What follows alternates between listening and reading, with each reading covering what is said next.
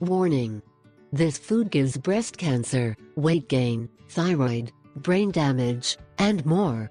Many women believe that soy supplementation is beneficial in preventing or treating breast cancer, at least in the United States.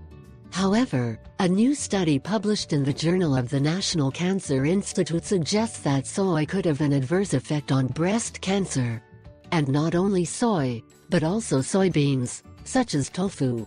The impact of soy consumption on the prevention and treatment of breast cancer is unclear.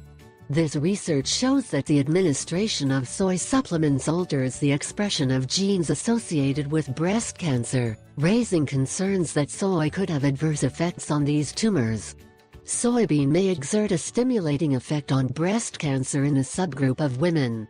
To clarify this issue, Moshe Shaikh, Department of Medicine at Memorial Sloan Kettering Cancer Center and Weill Cornell Medical College, USA, and colleagues conducted a randomized placebo-controlled study of the effects of soy supplements on gene expression and markers of breast cancer risk among women diagnosed with invasive breast cancer.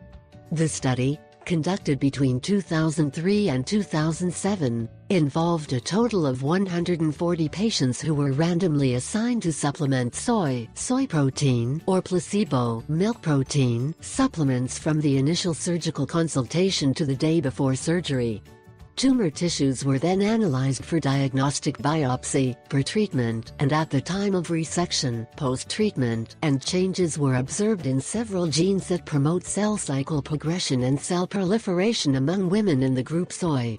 These data raise concerns that soy can exert a stimulating effect on breast cancer in a subgroup of women, the authors conclude.